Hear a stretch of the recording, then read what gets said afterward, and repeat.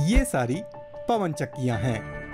Tulip जैसी turbine हो या वर्टिकल विंड वाइब्रेटर या फिर पोर्टेबल माइक्रो विंड टरबाइन, सब आपकी कैंपिंग में काम आ सकती हैं।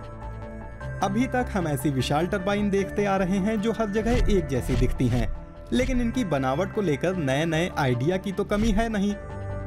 तो फिर अभी तक हमें ऐसी टरबाइन क्यों नहीं दिखी, और क्या ये कारगर हैं भी? पवन ऊर्जा के क्षेत्र में नए रास्ते खुल रहे हैं।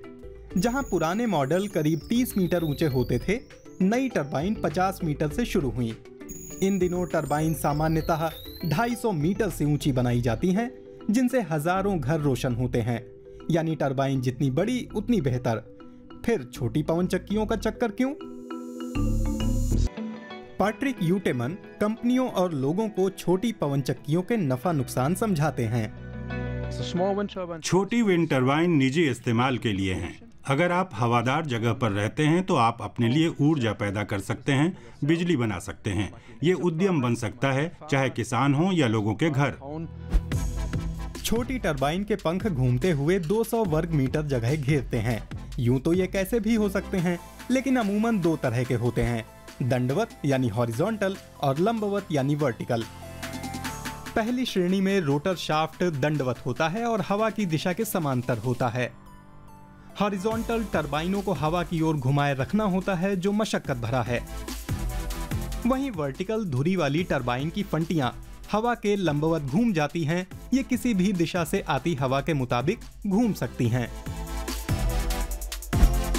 आमतौर पर हॉरिजॉन्टल टरबाइन समान आकार की वर्टिकल टरबाइन से ज्यादा कारगर होती हैं, क्योंकि इन्हें हवा का अधिकतम इस्तेमाल करने लायक बनाने पर दशकों तक शोध हुए हैं।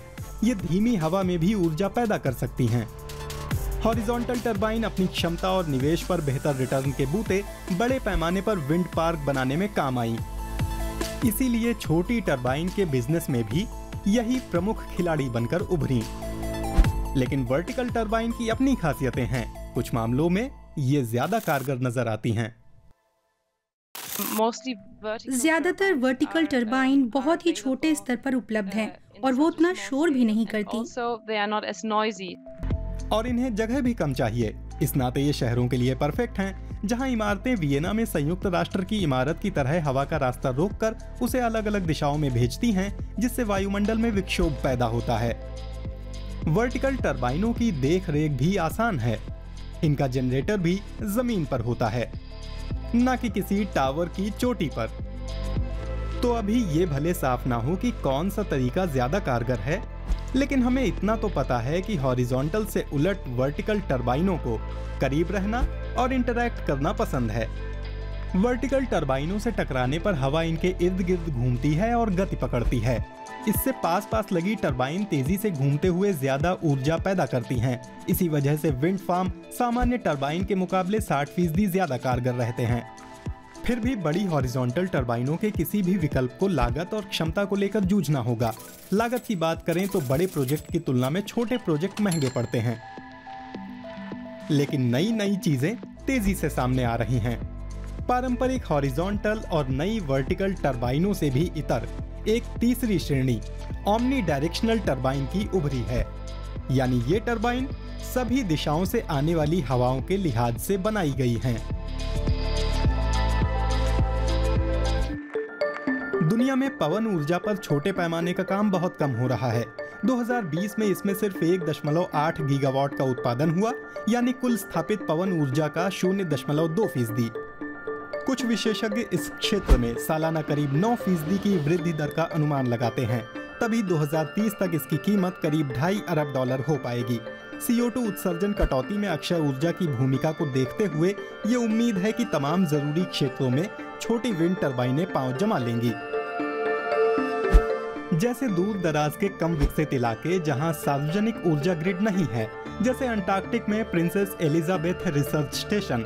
दूरस्थ और ज्यादा आबादी वाले इलाकों में छोटी विंड टरबाइन सौर ऊर्जा के साथ मिलकर काम कर जाती हैं।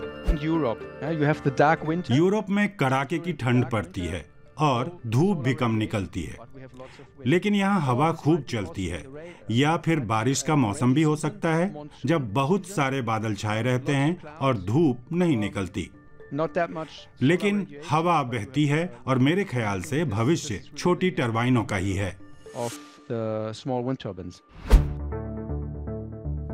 फिर ऐसी जगहें भी हैं जहां बड़ी टरबाइनें नहीं आ सकती, जैसे शहरों में छतों पर या बालकनी में या ट्रांसमिशन मास्ट या सड़क की लाइटों पर। कई बड़ी turbine, wind turbine, solar panel और वाटर टरबाइन के अलावा भविष्य में हमें और भी जरूरत पड़ेगी। हमें शायद हर चीज चाहिए होगी और इस क्षेत्र में ये दिलचस्प बात है। जाहिर है कि शहरों और ग्रामीण इलाकों में ज्यादा पवन ऊर्जा जोड़ने का मतलब है कि ग्रिड को भी मजबूत बनाना होगा। तमाम उभरती अक्षय तकनीकों की तरह छोटे स्तर पर पवन ऊर्जा की लागत भी घटानी होगी। सरकारी मदद से बड़े पैमाने पर उत्पादन को गति मिलेगी या वे लोगों के लिए सुलभ होंगी, वे हॉरिजॉन्टल होंगी, वर्टिकल होंगी या फिर बिल्कुल ही नई चीज होंगी। देखते हैं।